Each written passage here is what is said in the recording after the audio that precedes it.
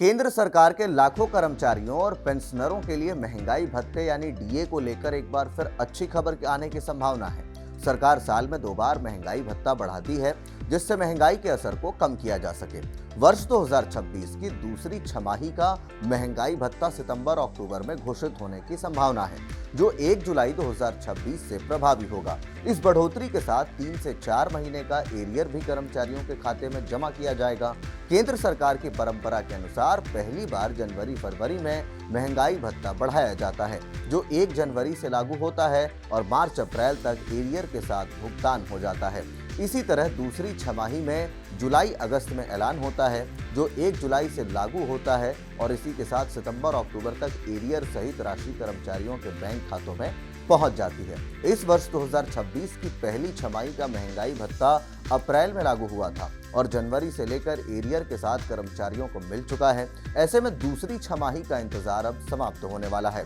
सूत्रों के अनुसार इस बार महंगाई भत्ते में करीब 3% की बढ़ोतरी होने की संभावना है। अगर यह बढ़ोतरी हुई तो केंद्रीय कर्मचारियों का महंगाई भत्ता 60% से बढ़कर 63% तक हो जाएगा। यह बढ़ोतरी AICPI यानी all India consumer price index के आंकड़ों पर आधारित होगी। वर्तमान में महंगाई भत्ता 60% के स्तर पर है।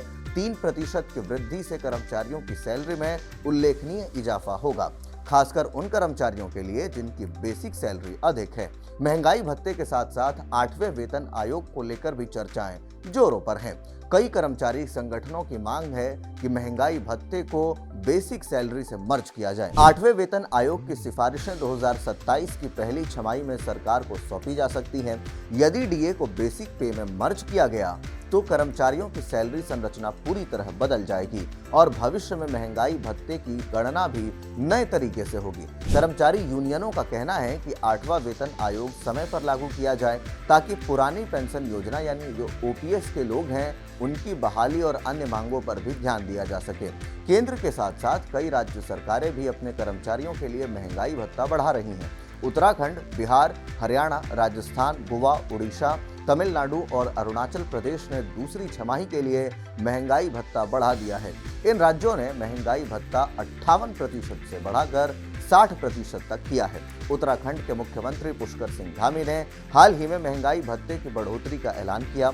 उन्होंने निर्देश दिया कि सभी सरकारी कर्मचारियों और पेंशनरों को बढ़ा हुआ डीए एरियर के साथ उनके खातों में ट्रांसफर किया जाए। इसी तरह तमिलनाडु के नए मुख्यमंत्री सी जोसेफ विजय थलपति विजय ने भी कर्मचारियों की मांगों को स्वीकार करते हुए डीए बढ़ाने की घोषणा की।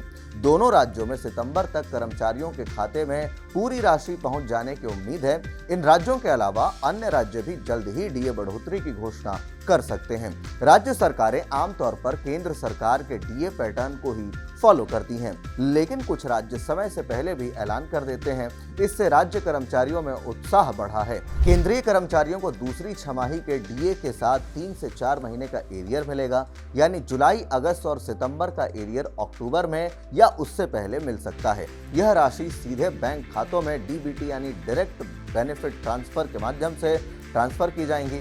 महंगाई भत्ते की बढ़ोतरी से कर्मचारियों के मासिक सैलरी में औसतन 3 से 4 हजार रुपए तक का इजाफा हो सकता है, जो उनकी जीवन शैली को बेहतर बनाने में मदद करेगा। पेंशनरों को भी इस बढ़ोतरी का पूरा फायदा मिलेगा। विशेष रूप से बुजुर्ग पेंशनरों के लिए यह राहत भरा कदम साबित होगा, क्योंकि महंगाई के दौर में उनका खर्च बढ़ा है। केंद्रीय कर्मचारी यूनियनों ने सरकार से जल्द डीए बढ़ाने की अपील की है। उन्होंने कहा कि महंगाई दर लगातार ऊंची बनी हुई है, इसलिए डीए में उचित बढ़ोतरी जरूरी है। कुछ संगठन तो 4% बढ़ोतरी की मांग कर रहे हैं।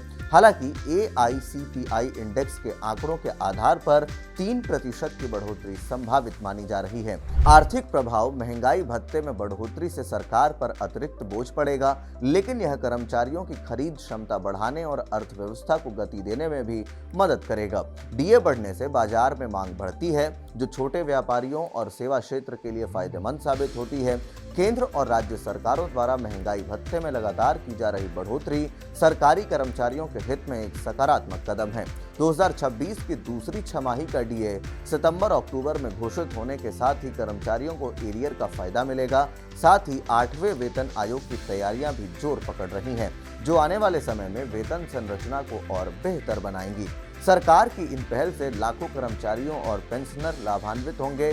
कर्मचारी अब सितंबर अक्टूबर के ऐलान का इंतजार कर रहे हैं। तो वैसे में इंतजार सभी को है, देखना होगा कि सरकार क्या कुछ ऐलान करती है।